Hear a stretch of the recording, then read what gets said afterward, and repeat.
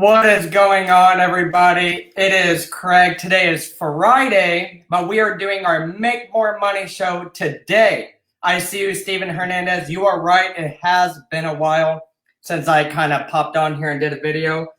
You guys help me out here. This Facebook, this whole Facebook profile thing has completely changed. I can't even find where you do a watch party so I can share it to my group, freight brokers and truck drivers. If you guys know how to do that watch party thing, please, oh, wait, I think I found it. I was going to say it's weird. I don't know why it's changing up on me, but of course that's just, what Facebook does best. But anyways, like I said, my name is Craig. Tonight we are doing our Make More Money, sponsored by truckstop.com show today. And tonight we actually have Bill Hood from the VLocity Group joining us once again. To talk numbers. Not only that, talk about the state of trucking, if you will. Talk about where the money's at, who has the money, how the truck drivers are surviving right now, and what we can expect to come here in the future.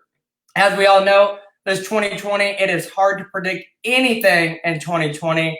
But the good news is we're finally seeing a little bit of that silver lining that we all been hoping for, and kind of begging for, if you will, the last 8.5 months. I see you there, Gerald Johnson, Trucker G. It's been a while. It's definitely been a while since I've seen you.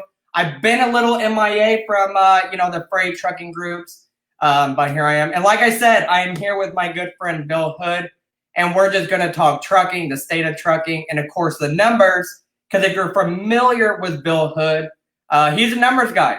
He happens to know the numbers, kind of behind the scenes. That's why I like getting him on, picking his brain, kind of seeing, where he's at in the industry and what he's seeing. So if you're not familiar with Bill Hood, I'm going to give him a couple seconds to introduce himself and his company, the VLocity Group, and possibly he can help you out here too. So let me go ahead and get him unmuted. Let me go ahead and get him popped up in this show. Bear with me. Hey, Bill, what's going on? Not much. How you doing, Craig? Hey, doing just fine. I can hear you now. At first, I didn't. Okay. But for the people who may not know you, Bill, or do not know your Facebook groups all over, how about you tell everybody, our viewers and the people listening on podcasts, who you are and what company you come from? Yeah, so I've been in trucking for a while now. I have, as a driver, I don't drive anymore, but as a driver, I have over 1 million accident-free miles. Started a trucking company called Farm to Fleet back in 2010. Besides winning best fleets to drive for, we also ended up selling it as we had some financial struggles with it. So it's still in business today, but much different format and structure with that. So we came out of that, and it's funny. You come out of owning a trucking company and you say, I never want to be in trucking ever again. It's just, it's so stressful and there's so much that's going on. And we got sucked into doing some audits for some people. We're talking, full blown audits, not new entrant audit, DOT officer, gun, badge, the whole bit. Wow. And from those audits, what we saw was a lot of people who were good people. We never really did an audit where somebody was just a scumbag and just didn't care about anything.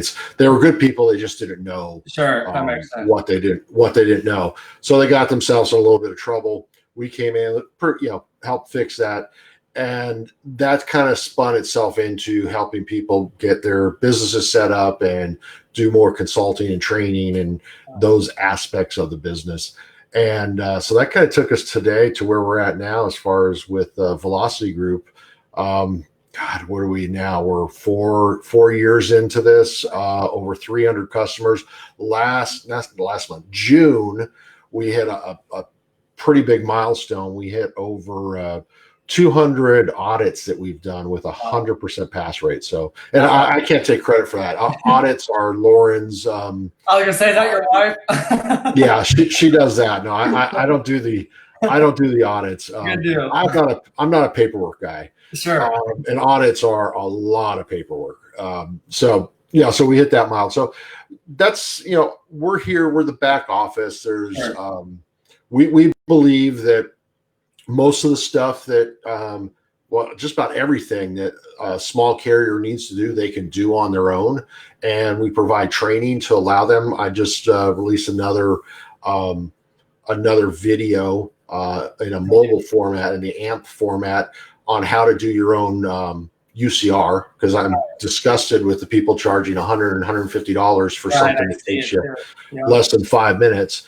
So everything along those lines, we have everything that we pretty much do, we'll give away for free. Now, it's kind of like, hiring an accountant or a mechanic. You may be able to do your own books. You may be able to change your own batteries. But I was a guy that, I didn't want to work on my truck on the weekends. I'm with you. I wanted to relax, so I used a mechanic. So that's kind of where a lot of our customers fall into that side. They just either don't have time for it or just don't want to deal with it. So right. That's who we are. And then on top of that, I do a lot of business planning training and helping owner operators think like a business person. Right. Which unfortunately, so many of these people don't think like a business person. I always say they bought a job. Sure. They bought a truck and they think they're still going to act like a driver, and they're not acting like a business person. So we help people kind of, break free of those groups that focus 100% on the rate per mile and don't talk anything about how markets truly operate from a business standpoint, not necessarily always trucking, but from a business standpoint. I don't think anybody here would think that a sub shop could open up and sell a $15 turkey sub, a 6-inch turkey sub. But for some reason in the trucking industry, these guys come back and say, well, I got to sell my sub for $15 in order to pay for my bass boat and everything else. Yeah. And that's just not reality in business. It's markets are the markets, and you need to think of, when you're getting into it, are we doing it? So, or can I make real money, or am I pricing myself out of the market? So we're doing a lot of that type of stuff. So good deal. Yeah, it seems like, I've always known, because of course I've been familiar with you, I suppose 4 years, as you mentioned. So I've been, definitely familiar with what you do at the VLocity Group, kind of a full house back office. What I think is very funny, I think everybody watching can relate to, no matter how hard you try to get out of trucking, you can't, and you won't. You'll end up back in the industry in some form, in some way or another. You'll be right back into the trucking. But it sounds like this time around, you're on the important side, if you will. Not everybody knows the office stuff. Not everybody has that business-minded mindset, and it's okay to a point. If you go through trainings, with companies like yours, or if you're open-minded to know there's more out there, you'll be successful. But one of those great takeaways I want to re-mention here is you talked about not always just looking at the rate per mile. And I know you preach this like Joel Osteen in your group, Freight Mastermind, about telling drivers, pleading with them, don't just look at the rate per mile, look at the entire pie, and that's how you become successful. Now, tell me a little bit about that. When you tell truck drivers stop looking at the rate per mile, do they call you crazy? Do they tell you you're crazy? No. I mean, there are some out there that, there over the years there have been, I would say, some epic threads on going back and forth, and you want to bang your head against the wall. That there are a significant number of drivers out there that truly believe that sitting empty or driving empty makes you money. It makes you so, and they'll fight that. They'll say, well, if I take that load at $1.25 a mile, let's say, I'm losing X dollars. Let's say they need to be at $1.75. I'm losing 50 cents a mile, and it's costing me 50 cents a mile. If I drive empty, I'm not losing that money. Right? Well, no, you're losing the $1.75 or whatever your. What they don't understand is what they're losing is their variable costs, because the fixed costs are there, regardless of if you're driving or not. Fixed costs never go away. Those are the people that I would say that, not saying, hey, don't focus on rate per mile. It's more the people that, hey, realize that the fixed costs don't go away, and it's always going to be there. And you need to be physically ill before you'll drive empty or sit And if you're going to drive empty, you want to make sure. I'm not saying that there aren't times, and there are a lot of times. It makes more money to do that. But so many people, they're reversed, right? Their first instinct, if it doesn't hit a certain number, it's put it in the wind and get going. Versus, all right, let's see how this works. If I put it in the wind, what's my almost guaranteed load on the other end, and how's it going to work math wise? So that's where I get most of my people who think I'm crazy, is that arguing that $10 is better than $0. Right. And you see a lot of it in the freight groups, and a lot of times when I see these people saying, I'm deadheading out of, Florida is a bad example, but let's use Florida. They would say, I'm deadheading 500 miles out of Florida because I'm not taking this cheap crap from the brokers. A lot of it I have to stop and, think, I wonder if they're just saying that and actually taking the freight, or if maybe their ego is too much, where they're actually deadheading, losing all this money for the simple fact they don't want to take, cheap freight, let's say, to get out of a bad area into a better area, if you will. So I've always noticed that, because you see it every day in the groups. Yeah, you do. And I don't want to be people misinterpret what I'm saying. I'm not saying that sometimes that doesn't make sense. No, I'm trying. If you're taking $500 and what's going to happen is, to go from, let's say, Tampa to Atlanta, sure, and that you're going to lose another day, versus if you drive empty and you can get that. But it's all a math problem. You do the math. It's like, okay, if I'm in Atlanta, I can get a $1,500 load going someplace. It's going to be 2 days, versus I get a 500 load going to Atlanta, and that ends up taking me 2 days. So I lose that time. That's a valid reason for that. Right. But most people assume that's the case right off the bat, right? Yeah. Oh, well, if I do this, I'm going to lose a day. Well, okay, show me that. Well, no, I mean, it's just fact, right? I'm going to lose a day. Well, no, I don't know that that's a fact. I got to tell you, there are some great ones. Well, I won't do that because it's less than my insurance deductible. If I get in an accident, I lose money. I'm like, that's insane. If I blow a tire, it's like, you can blow a tire just.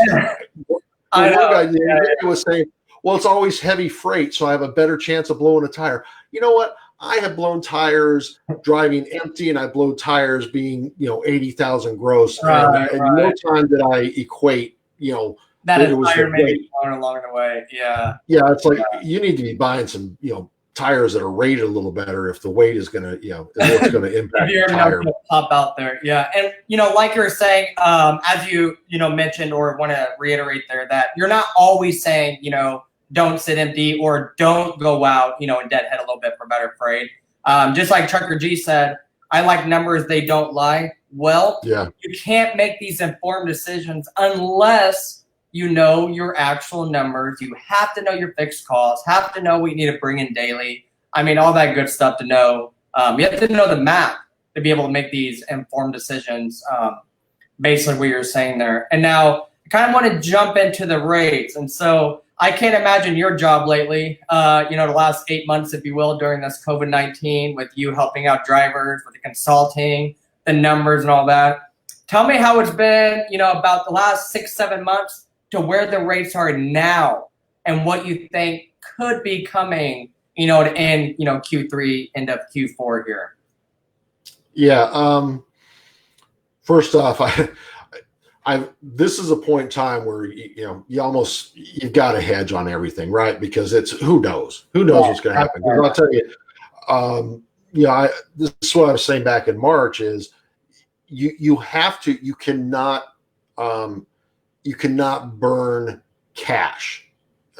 You need to do everything you can. You're better off if your fixed costs are $3,000 a month, you're better off generating $2,000 to cover that. So you're only burning $1,000 than to burn $3,000 because you don't like the rates. That was because you don't know how long at that time we could be shut, who knows? Of course. I know. It could have been 2021 before we really started to see anything break loose on that. So when I kind of took a step back a little bit once we started to see some places opening up. And I'm saying, okay, we're starting to see some demand. Really starting to see, I built a computer in June, new computer in June, and I had to adjust my, some of the components because there are a lot of things that you just couldn't get.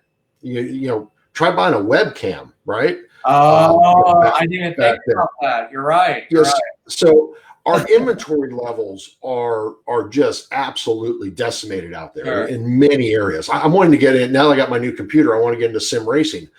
It's tough to find a good wheel out there. I bet right now during this COVID thing, no webcam, probably no microphones, no nothing. Yeah.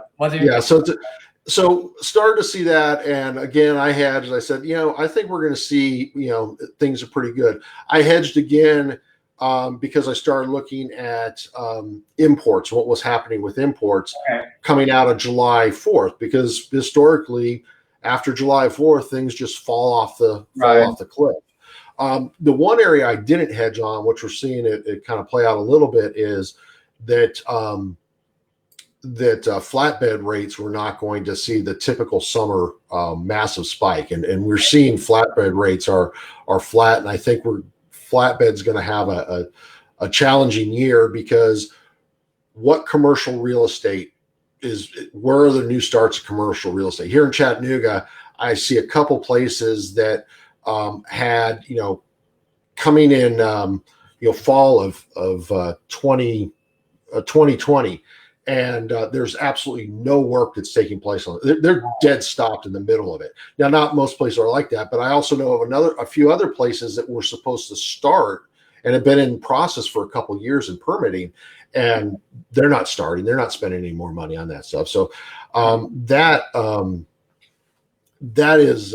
is one of the areas I think is going to be the hardest hit. But yeah, coming into this and the first part of the year, it really was about the don't burn cash. Right. Save everything you can. Yeah, the people who are taking PPP loans, which I highly encourage people to do whatever they could there. Hey, you got to lower your operating costs, because what they've done is they've just given you money to subsidize your costs. But people are like, oh, well, that's a vacation. Okay, well, that's 2 months vacation, and maybe not even that, where you could take that money and if it was going to last to next year, you could turn that into where you could actually turn that money into to where you can run for 9 to 12 months at these reduced rates. So that was what we were trying to talk to our customers about and people we talk to. Yeah, I did see a little bit in your group, probably the Freight Mastermind group, where you were basically saying just that is, if you got out there and you were eligible for the PPP loan or whatever loan they were, and to go out there, reduce your costs, possibly pay off your truck and survive. It's basically the same thing that you're saying now with the slight increases, or actually the rate increases that are very apparent, right now that we're seeing across the board. That's basically what you're saying to the members of your group as well. Basically, don't go out there and buy a truck like you did in 2018. And now, are you saying that because you're not sure what's coming on, in the next few months, or are you just saying that because maybe next year won't be as good as what we're seeing right now? Yeah, I think we're definitely going to, once the inventory levels get back, what's happened, with Congress basically, being incompetent again. Not to make this political, but that's more of a fact than a political statement. When I'm trucking, it's fair. So I'm with you. Yeah. So the consumer confidence is going to take a hit when you've got people who, fortunately, the eviction process is going to be not going to be hit quite as hard as it could have been, but we're going to see the inventory levels are going to come back to normal. There's definitely going to be a shift in consumer buying patterns, and that is going to impact transportation in a big way. Imports right now, what's actually out in the ships is pretty much tells us we know we're going to stay pretty solid through the rest of the year.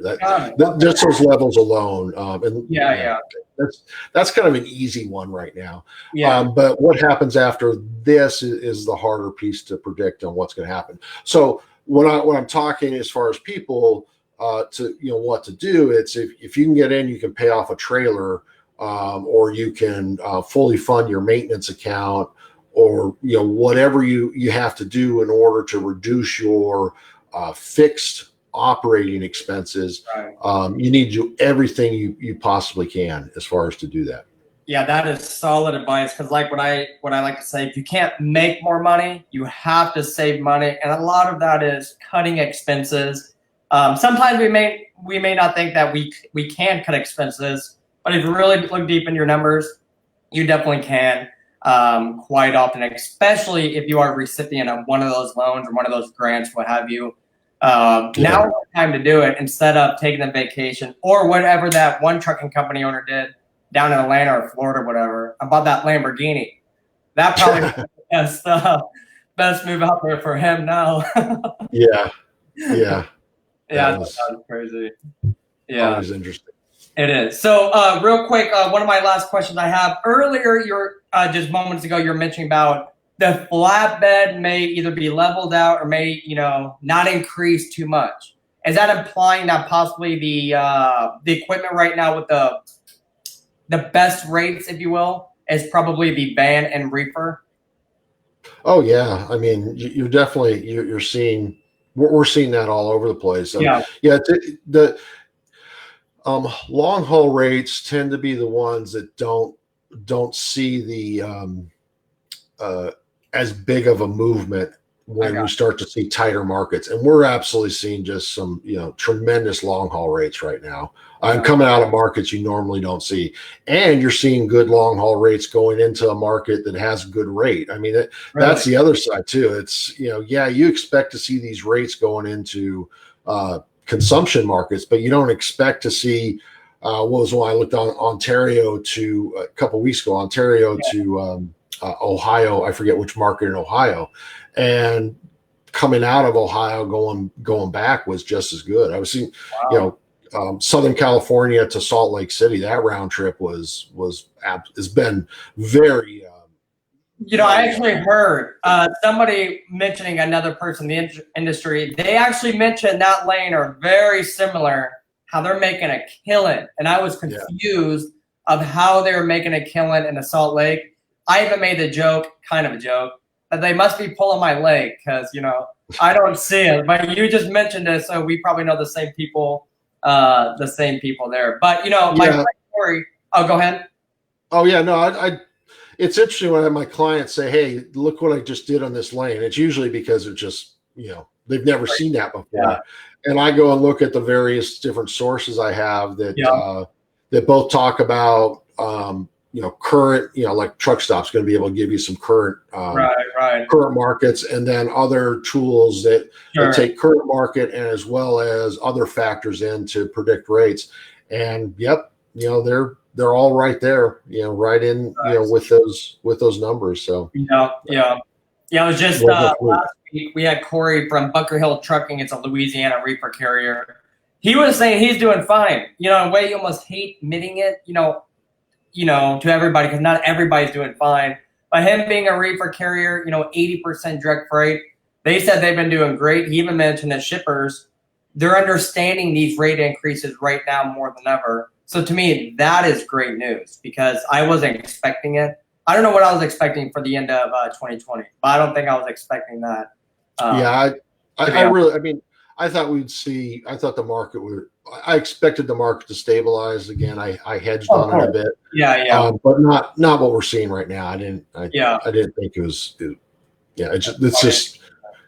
It's kind of stunning sometimes when you take a look at it.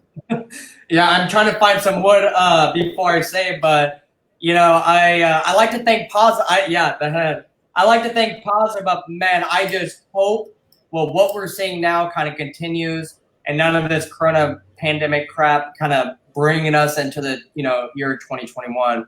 I hope it kind of ends 2020, like this whole year end. So good Yeah, deal. no, definitely. I Yeah. agree with you on that. Yeah, cool. Well, Bill, that's basically all I wanted to talk about tonight. I wanted to hop on here with you because, like I said, you are the numbers guy. I know you have a lot of resources and sources in that old brand of yours, especially, with the freight wage sonar, which I'm a huge fan of. I know you're a big fan of that. I'm an active user of that as well. Plus, with the VLocity Group, you see a lot of those things that I like to see with the owner-operators and the small fleet, or I should say your wife. Either you or your wife. Maybe we need to get your wife on here. Maybe it's actually her. No, I'm the savant when it comes to the number stuff. She's the savant when it comes to the relationship stuff. Nice.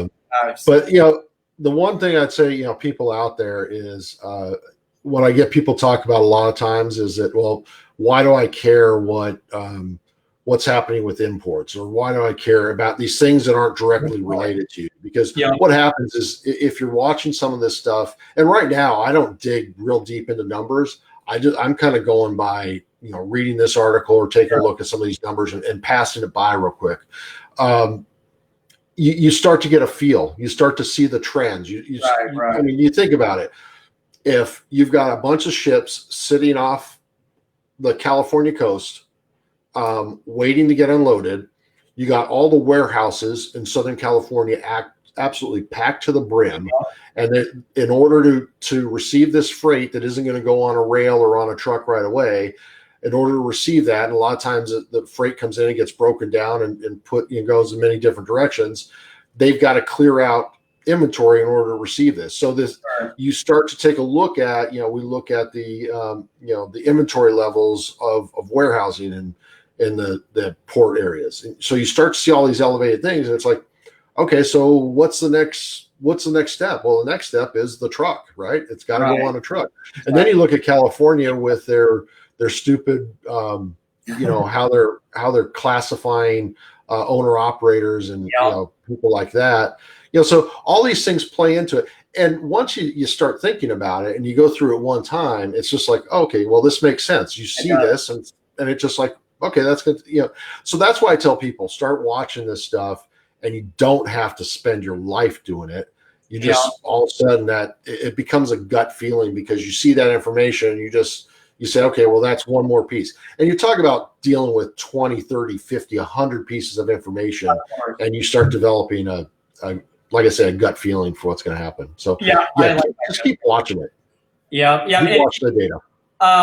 Watching data, exactly what you say. I always tell people, I start my day watching the freight waves, their host of podcasts and different video casts that they have, transport topics, truck stop blogs, all that, but especially these freight groups, because the freight groups kind of give you that day-to-day carrier's perspective. The magazines, the freight waves, the YouTubes, they kind of give me the behind the scenes from the larger 3PLs and the different, experts on that side around. So I'm with you. It's kind of all this data that's surrounding us. You can kind of take bits and pieces from it, kind of make your own judgment, and as you said, kind of get a gut feeling for the road we're in and the road ahead in this game of trucking, they call it. So absolutely. Good deal. Good deal. Well, Bill, I'm glad we were able to meet again, get you on the Talk Freight show here. And I definitely hope to have you on here soon. Let's just hope rates stay up where they're at. You guys keep killing it over there at the VLocity Group, you and your wife. Sounds like you guys are having an outstanding, last couple months. So bravo to you guys. And I hope to see even more success in the future from the VLocity Group. Thanks. You too as well. And enjoy Illinois there. Don't rub it in my face. All right, Bill. I'll see you. See ya. Thanks, guys. Alrighty, that was good. I always like having Mr. Bill Hood kind of hop on here and talk freight. He was kind of giving me a hard time about the Illinois thing because he used to be a fellow Illinoisan. This shows how small this world is. I live in a small town. I call it a village, okay? Bill Hood actually used to live down the road from this village. You can't make this up. This happens to be my hometown. I suppose that was his hometown. So it's good stuff. You don't meet very many people who are from these small, towns that are just full of corn and beans. But that's why I like trucking. You never know you're going to run into. You never know who's in your backyard. But basically, that's all we got for this Make More Money on a Friday. it's hard to say make more money without saying make more money Monday, okay? And so I definitely want to mention that. I do apologize for the delay in my streams. I used to be extremely consistent on every Monday at 6 p.m. for about a year and a half. Then all of a sudden, I fell off the face of the earth or went MIA, as some people have told me. The good news is I'm still here. I haven't fell off the face of the earth. I'm just extremely busy on, my backside, on my personal life here. But it will get better. My time is slowly freeing up as we speak. I close on a house here in about 2 weeks. I've never done that before. And so that was challenging to figure out the pieces in between in a short amount of time. But that's coming about in 2 weeks. And my other businesses, they are leveling out with more help. I think I've talked about that on my podcast or my video show before. There comes a time in your life where you have to start delegating. I'm a control person. I like keeping everything. I like doing everything because I feel more control, especially when it comes to my businesses. But as the last couple months, I've kind of proven, not only to me, but the people, my fellow streamers here, I have to start delegating if I want to continue doing everything, basically. And so I want to continue doing my trucking show, especially my Facebook group. I want to remain active in my group, freight brokers and truck drivers. So to do that, I must start delegating tasks on my side so I have the time freed up to start doing this stuff kind of more often. So I definitely appreciate everybody's patience here, especially, I call my frequent flyers, my frequent watchers. That's Trucker G, Mark Atkins, whole bunch of people. I know I'm forgetting people. Steven Hernandez. I'm missing Doug. Where's Doug at? I'm not seeing Doug, but hopefully I'll see him on the next one. Hopefully the next time you see me is on a Monday, so I can say Make More Money Mondays, sponsored by truckstop.com, not Make More Money Fridays, sponsored by truckstop.com. Anyways, that's all I got. It's Friday. I need to finish my Blue Moon. I'm already going to cue the comments here for everybody saying I'm a hipster, whatever. This beer is good. If I had an orange, it would be any better. You guys stay safe out here because that's all I got. Until next time, remember, say no to cheap freight, remain professional, and let's figure out ways to make more money in 2020. And if you're killing it right now, keep killing it. Don't go out and buy a Lamborghini. Pay off the truck instead so you can survive the next time we have some apocalypse thing. Anyways, that's all I got. See you guys later.